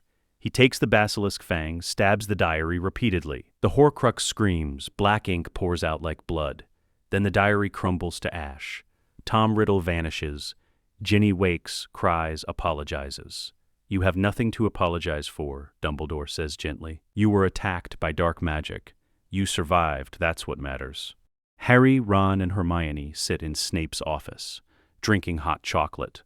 "Processing, you were brilliant," Snape says. It's high praise from him. "We had good teachers," Hermione replies. 2 years, Sirius says from the doorway. "He's just arrived via flu. 2 years of life-threatening situations. We survived both," Harry points out. "Because you worked together," Snape says. "Because you didn't face these threats alone. That's the lesson. There is no battle so terrible that unity cannot make it bearable." Hermione writes that down. It sounds like something worth remembering. That night, back at Grimmauld Place for the summer, the 4 of them sit in the study. 2 years of Hogwarts, 2 major threats, but the children survived because they weren't just trained, they were loved. And love, as always, was the strongest magic. Harry Potter officially moves into Grimmauld Place. The Dursleys are relieved. Dumbledore approves the arrangement with conditions. The blood wards anchored through Petunia's existence remain active as long as she lives. Dumbledore explains, "Proximity is unnecessary. Harry can live here permanently." Harry's room is prepared on the 3rd floor, positioned perfectly between Snape's wing and Sirius's wing, symbolic. Whether intentional or not, he unpacks his trunk with Hermione's help. "She's been home for 2 weeks already. This is strange," Harry says, hanging up Quidditch posters. "Good strange. But strange, you'll get used to it. Grimmauld Place is home now, for both of us." Downstairs, Snape and Sirius are arguing about dinner. "We should make something Harry likes," Sirius says. "First night and all. We should make something nutritious, not whatever sugar-laden nonsense you're suggesting." "I was thinking shepherd's pie. That's actually reasonable." "Don't sound so shocked, Snape." Harry and Hermione come down for dinner. The table is set for 4. Creature has outdone himself with the cooking, though he still mutters about the Potter boy contaminating the noble house. They eat together, a family meal. First one with all 4 of them. It's comfortable, easy. Years of practice have made this natural. They're in the drawing room. Harry and Hermione are doing summer homework. Snape is reading a potions journal. Sirius is tinkering with his motorcycle engine parts spread across the floor. Harry looks up from his transfiguration essay. Sirius? Yeah, kiddo? You and my dad were best friends, right? Sirius's hand still on the carburetor he's cleaning. The best. We were inseparable. And you, Professor Snape, you knew my mum well? Snape's page-turning stops. I did. Harry looks between them. 12 years old, old enough to notice patterns, old enough to ask hard questions. So why do you two hate each other? The drawing room goes silent. Hermione's quill freezes mid-word. She recognizes danger when she sees it. Harry, she starts carefully. Maybe we should... No, Harry interrupts. I've been here a month. I've lived with Hermione for years hearing about you both. You've been living together for 12 years. You raised us together. But you still act like enemies sometimes. Why? Snape closes his journal. Stands, I have potions to attend to. Sirius drops his tools. I need to check the wards. No, Hermione says firmly. She stands too. You're not running away. He deserves an answer. Both men freeze. Harry asked you a question, Hermione continues. A fair question. You owe him the truth. Snape and Sirius look at each other. 12 years of forced cohabitation. 12 years of grudging cooperation. 12 years of avoiding this exact conversation. Fine, Sirius says heavily. He sits down. Your dad and I. We weren't always kind to Snape at school. Understatement, Snape says bitterly. Harry's eyes widen. What did you do? We hexed him. Called him names, made his life hell for 7 years. My dad bullied you? Harry looks at Snape. Yes, James Potter and his friends tormented me relentlessly. But why? Sirius runs a hand through his hair. Because we were arrogant prats who thought we were better than everyone? Because Snape was Slytherin and we were Gryffindor? Because we were popular and he was different, none of which are good reasons, none of which excuse what we did. Harry processes this. His image of his perfect father cracking, Dad was a bully. He was. Until 7th year he grew up. Became better. But for 6 years before that, yeah, he was a bully. Hermione speaks quietly. And you, Professor Snape, you just let them bully you? No, I fought back. With dark magic I should never have learned. I created curses specifically to use against them. I joined the Death Eaters partially out of hatred for everything they represented. Both sides were wrong, Harry says slowly. Yes, both men agree simultaneously. But there's more, Harry says. He's intuitive, has Lily's emotional intelligence. This feels bigger than just bullying. Long silence, then Sirius speaks. I did something unforgivable. 6th year, I told Snape how to get past the Whomping Willow to the Shrieking Shack. Hermione gasps. During a full moon, Harry doesn't understand yet. What does that mean? Remus Lupin, Sirius explains.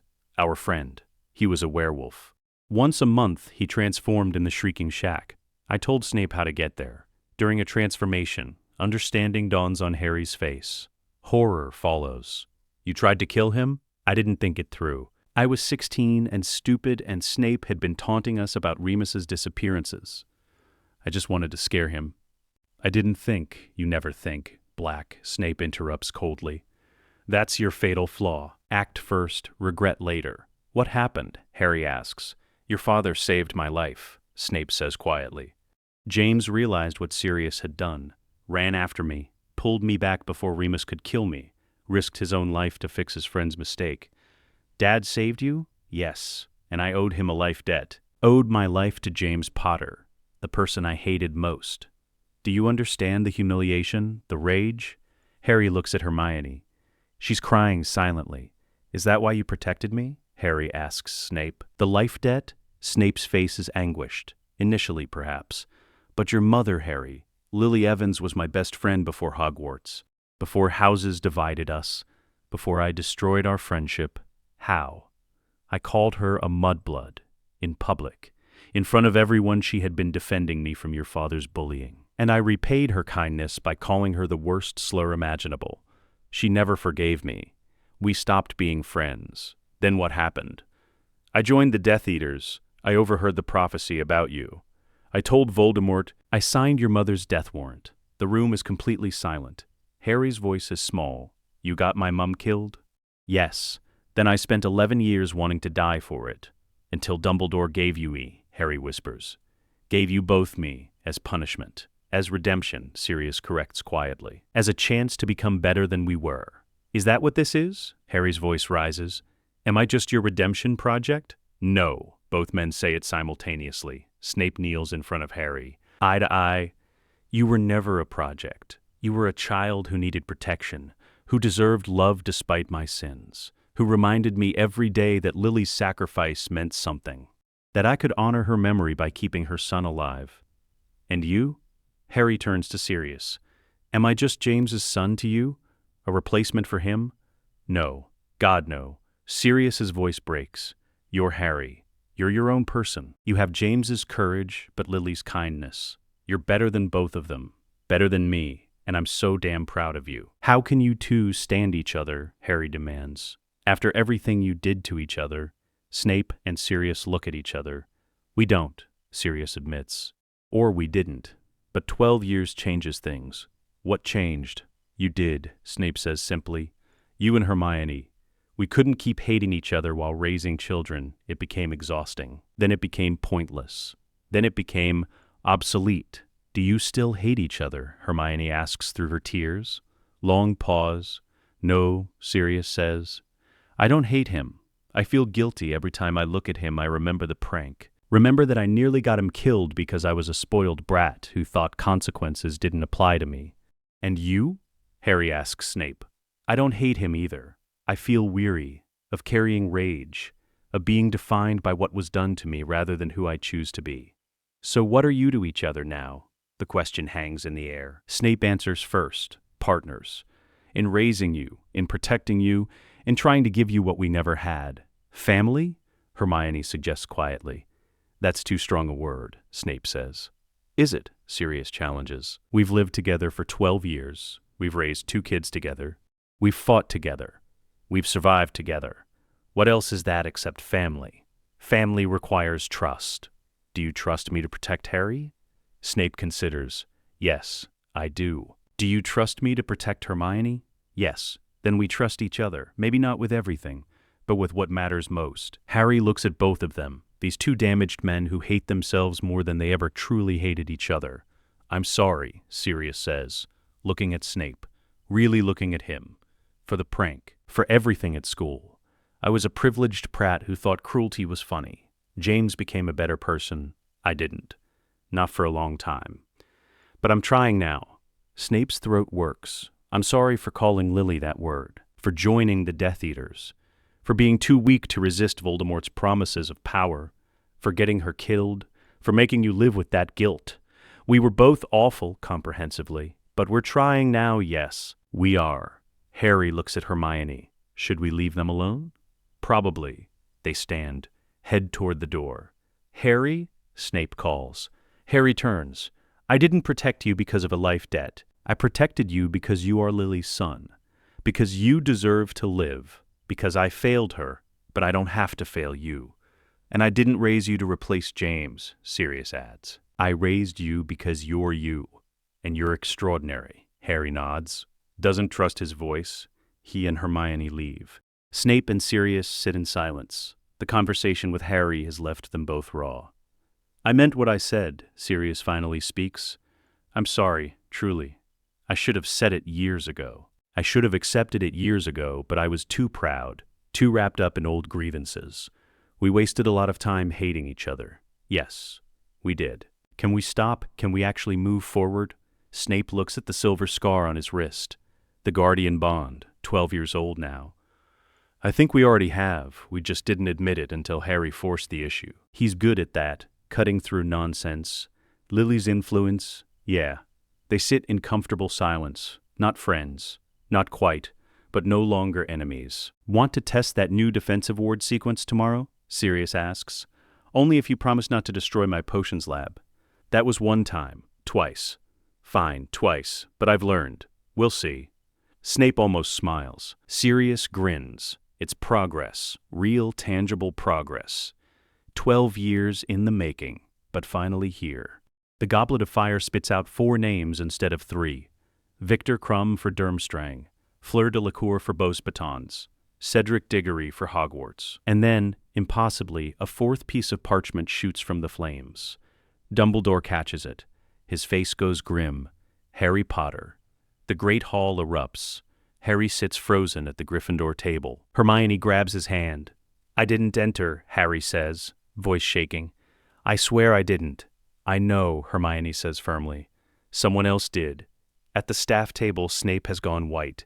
His eyes find Harry immediately, checking for injury, for threat, finding only confusion and fear. The ministry officials argue. Barty Crouch Sr. pulls out regulations. The goblet constitutes a binding magical contract. If it's selected Mr. Potter, he must compete. He's 14 years old, McGonagall protests. The magic doesn't care about age. Dumbledore's voice cuts through. Then Harry competes, under protest, but we will investigate how his name was entered. Harry is escorted to a side chamber with the other champions. The moment the doors close, Snape and Sirius move. They intercept Harry before he reaches the champions' room. "Did you enter?" Snape demands. "No, I swear I didn't." "We believe you," Sirius says. "Someone is targeting you. We find out who. We stop them. But I have to compete. Then we prepare you," Snape says. His voice is steel. "You will survive this tournament. We guarantee it." Grimmauld Place transforms into a training facility. Sirius takes leave from his ministry consultant position, moves temporarily to Hogsmeade, uses the Shrieking Shack as a base. Snape works at Hogwarts but dedicates every free moment to Harry's preparation. They ignore tournament rules completely. The rules say champions compete alone. A ministry official protests. "The rules also say champions must be 17, Sirius retorts. "Those rules were already broken. So we're breaking more." Training schedule: morning 6 a.m. to 8 a.m. Snape's tactical preparation. Spell chains, counter curses, theoretical scenarios. Afternoon, 4 p.m. to 7 p.m. Sirius's practical combat. Environmental magic, dirty tactics, survival skills. Evening, Hermione's research support. She reads everything about the Triwizard Tournament.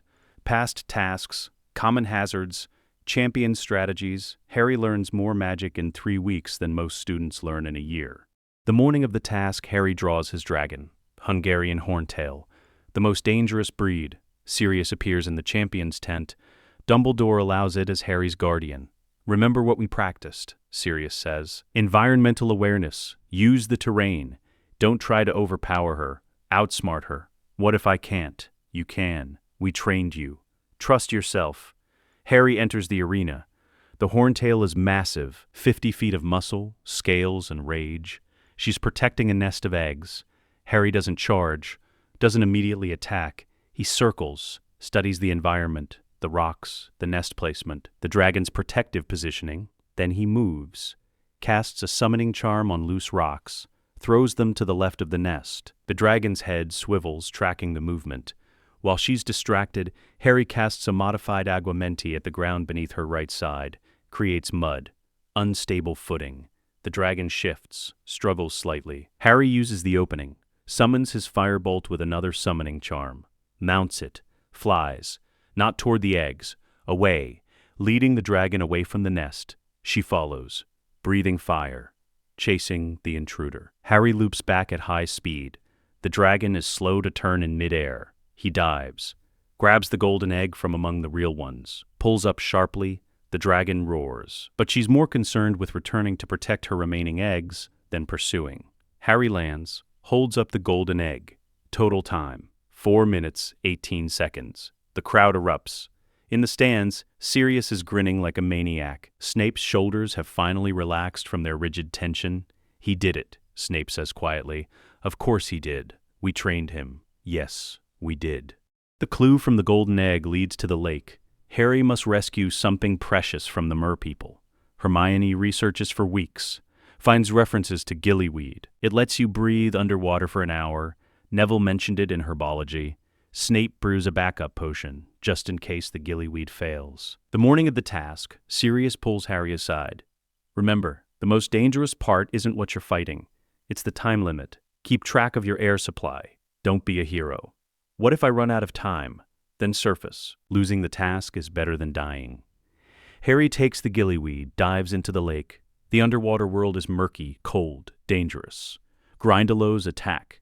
Harry fights them off with spells that work underwater. He finds the merpeople village. 4 hostages are chained to a statue. Ron, Hermione, Cho Chang, Gabrielle Delacour. Harry's heart stops seeing Ron and Hermione there. His family, used as bait. He frees Ron first. Then Hermione. They're unconscious but breathing magically. Fleur hasn't arrived for Gabrielle. Time is running out. Harry makes a decision, frees Gabrielle too. Tries to get all three to the surface. It's too much weight. Too much distance. He's running out of air. The gillyweed is wearing off. Then Snape appears, underwater.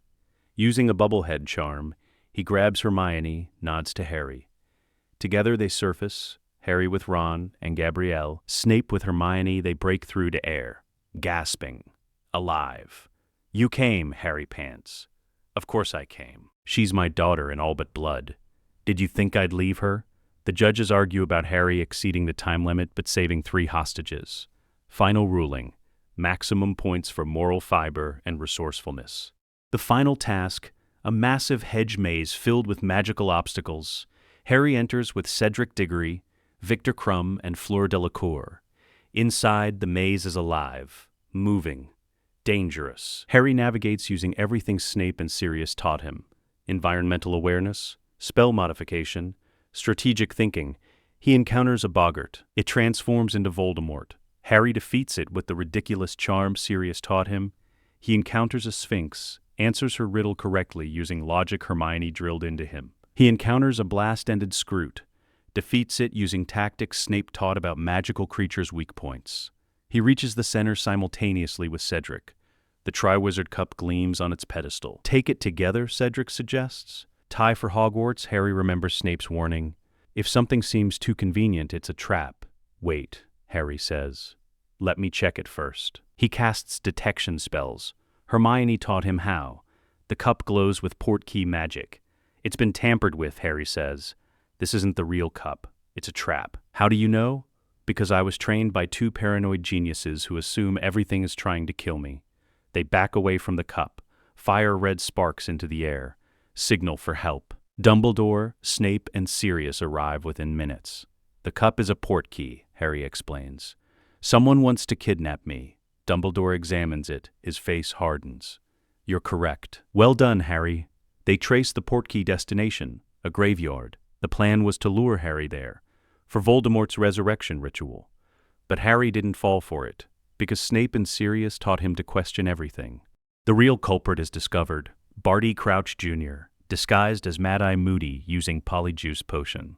He confesses under Veritaserum, was working for Voldemort, entered Harry's name, tampered with the cup. But the plan failed, because Harry was too well trained to walk blindly into a trap.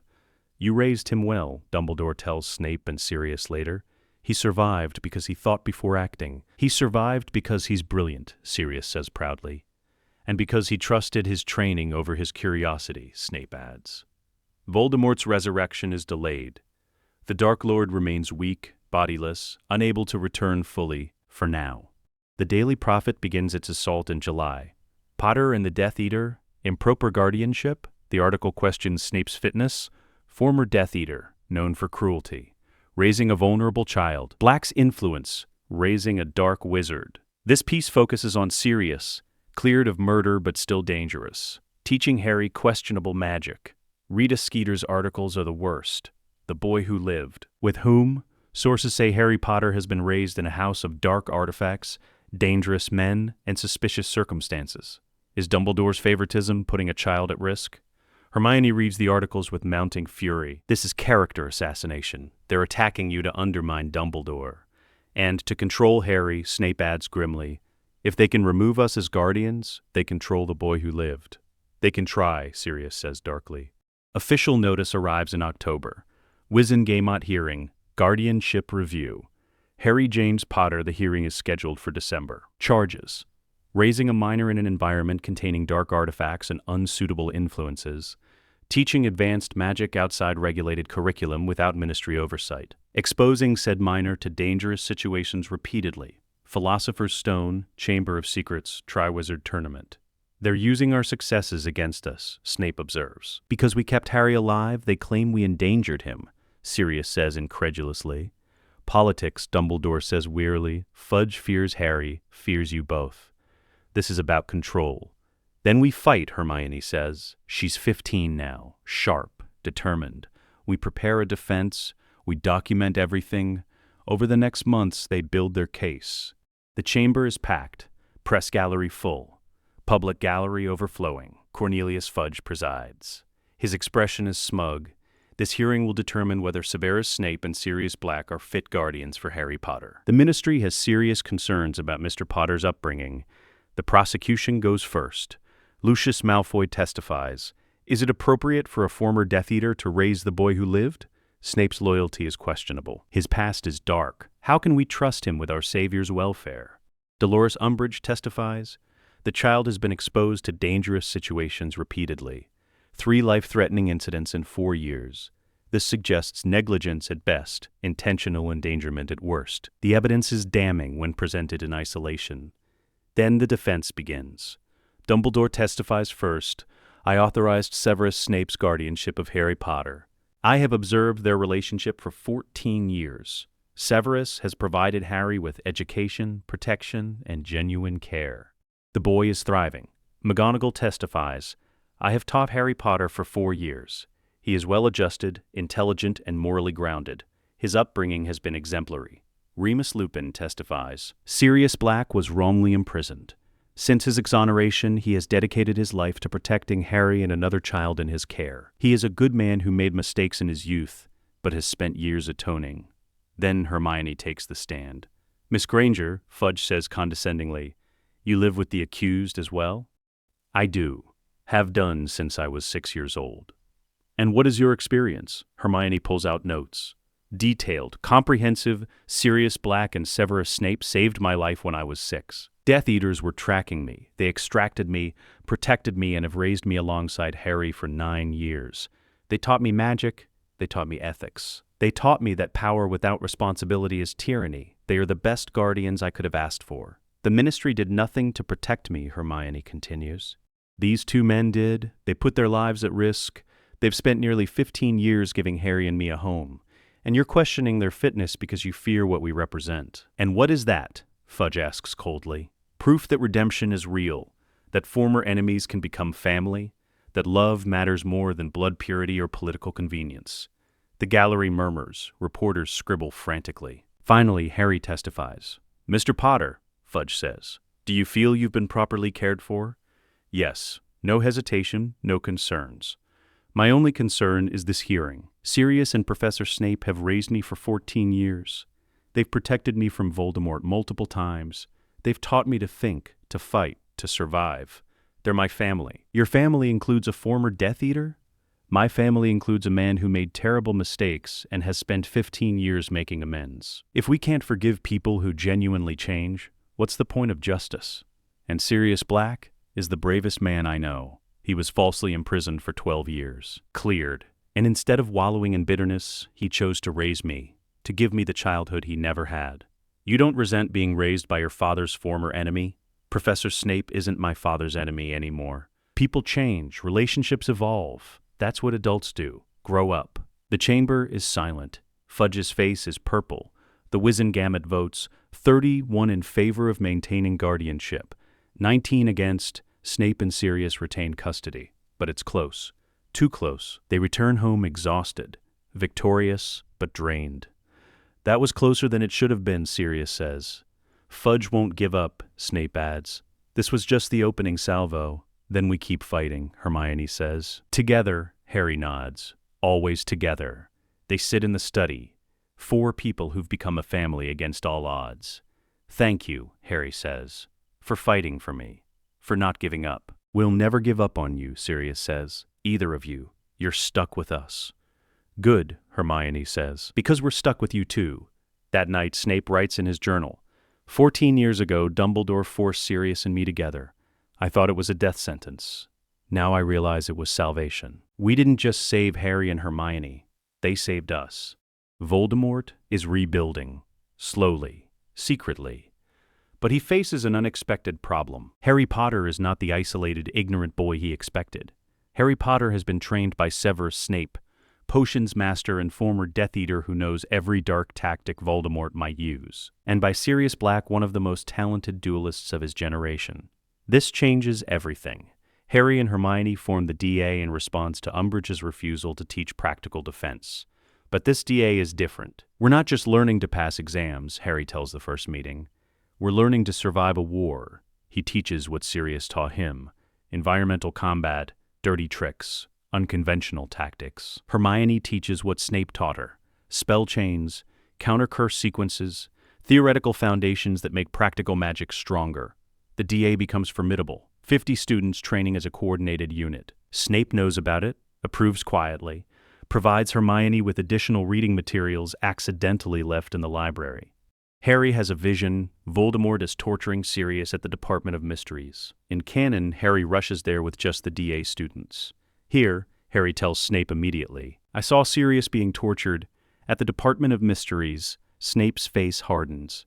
It's a trap, but what if it's real? Then we respond intelligently, not recklessly. Come. Snape contacts the Order via his Patronus. Within 20 minutes, they've assembled a strike team. Snape, Remus, Tonks, Kingsley Mad-Eye Moody, the real one, and Sirius himself. "I'm not being tortured," Sirius says when he arrives via Flu. "I'm right here." "Then it's definitely a trap," Hermione concludes. "Which means Voldemort wants Harry there," Snape says. "We turn the trap against him." They plan. Carefully, strategically, the assault on the Department of Mysteries is coordinated. Professional, Order members take point, DA students provide support. Everyone has a role. They find Death Eaters waiting in the Hall of Prophecy. Lucius Malfoy sneers. "Potter. How predictable." "Not just Potter," Snape says, stepping from the shadows. "All of us, the battle erupts. It's brutal, spells ricocheting. Death Eaters fighting Order members. But the DA students fight as a unit, exactly as Harry and Hermione trained them. Shield walls, coordinated attacks, tactical retreats. Bellatrix Lestrange targets Hermione, the mudblood. "I'll kill you for fun." Both Snape and Sirius intercept simultaneously. "You will not harm our daughter," Snape snarls. "Over our dead bodies," Sirius adds. They fight side by side, protecting Hermione, protecting each other. Bellatrix casts a curse at Sirius, the same one that would have sent him through the veil in canon. Snape shields him, the curse deflects. Sirius stares. "You saved my life. We're even now. For the prank. Took you long enough. Better late than never." Then return to fighting. The battle ends with Death Eaters captured. Voldemort himself appears briefly, duels Dumbledore, then flees when Aurors arrive. But everyone survives, because they fought together. The injured are treated, minor wounds mostly, nothing life-threatening. Harry sits between Sirius and Snape in the hospital waiting room. "We did it," Harry says. "We actually won." "We did," Snape confirms. "Because we didn't fight alone," Sirius adds. Hermione joins them, her arm in a sling. "That was terrifying. But you were brilliant," Harry says. "We all were." They sit together, a family forged in fire and choice. "Voldemort is back," Harry says quietly. "Fully. The Ministry can't deny it anymore." "No," Snape agrees. "The war is here. Then we keep fighting," Hermione says. "Together. Always together," Sirius confirms. They don't know what the future holds, but they know they'll face it as a family, and that makes all the difference. The war escalates. Voldemort controls the Ministry. Death Eaters hunt Muggleborns openly, but Grimmauld Place stands as a fortress, protected by layers of magic. Blood wards from the Black family, Snape's modifications, Dumbledore's Fidelius charm. Harry and Hermione return to Hogwarts for 7th year. Dangerous, but necessary. "We can't hide," Harry says. "We need to fight from inside." Snape, now headmaster, forced into the position by Voldemort, protects students secretly while maintaining his cover as Death Eater loyalist. It's the hardest role he's ever played. The Horcrux hunt Dumbledore, alive longer in this timeline due to better preparation, shares the Horcrux information earlier. 7 Horcruxes originally. The diary is destroyed. 5 remain: the ring, the locket, the cup, the diadem, Nagini, and Harry himself. The hunt becomes a family operation. Snape provides intelligence from within Voldemort's ranks. Sirius provides muscle and protection. Hermione provides research and strategy. Harry provides determination and Parseltongue abilities. They destroy them systematically. The locket, retrieved from the cave using Snape's potion expertise and Sirius's combat skills. Destroyed with Gryffindor's sword. The cup, stolen from Gringotts in a coordinated heist. Hermione's planning, Harry's Parseltongue, Sirius's reckless flying, the diadem, found in the room of requirement, destroyed with fiend fire, controlled carefully by Snape. Nagini, killed by Neville Longbottom during the Battle of Hogwarts with the Sword of Gryffindor. That leaves only the peace in Harry. Voldemort attacks the castle with his full force. The defense is coordinated. Students, teachers, order members, everyone fighting together. In the Great Hall, Snape and Sirius fight back to back. They've been practicing this for 7 years, moving as a unit, covering each other's weaknesses. Left, Sirius shouts. Snape deflects a curse from his left side without looking. Behind, Snape warns. Sirius transfigures the floor, tripping 3 Death Eaters. Their poetry in motion. Enemies who became partners who became brothers. Bellatraitor and Death Eater, both pathetic. We're family, Sirius corrects. That makes us strong. Family, Bellatrix cackles. You? Us, Snape confirms. They cast together, a synchronized spell they've been perfecting for years. Bellatrix goes down. Across the battlefield, Harry and Hermione fight as their guardians taught them. Hermione creates distractions with spell chains. Harry flanks with aggressive tactics. The Grimmauld gambit, perfected over years of training. They're unstoppable. Harry knows the truth about the Horcrux in his scar. He knows what he has to do. But Snape found another way. Research from ancient texts. A ritual that can separate soul fragments without killing the host. It's dangerous, Snape warns. Untested, but it's a chance. Better than certain death, Harry says. They perform the ritual in the room of requirement. Hermione assists. Sirius stands guard.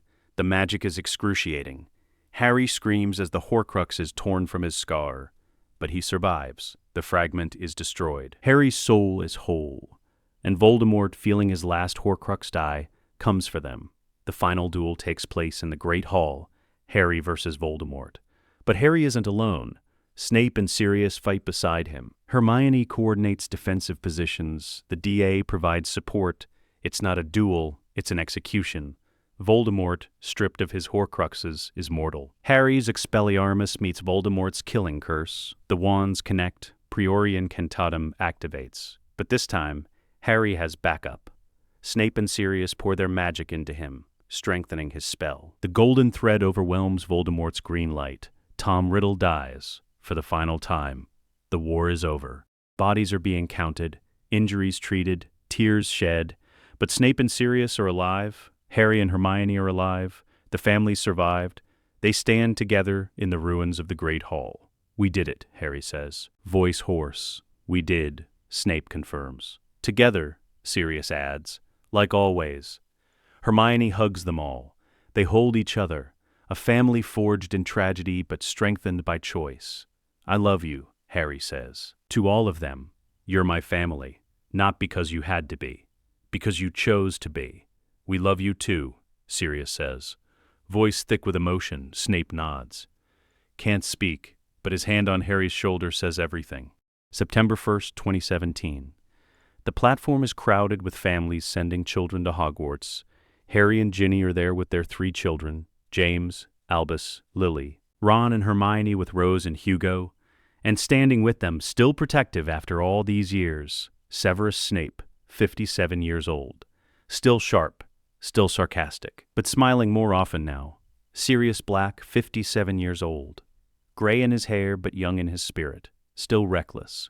Still laughing, Albus Severus Potter looks nervous. What if I'm sorted into Slytherin, he asks his father.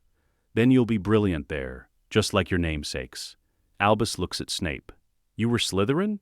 I was, and I was headmaster of Hogwarts. House doesn't define you. Choices do. And I was Gryffindor, Sirius adds. But your dad named you after both of us, because we proved that houses don't matter. People do.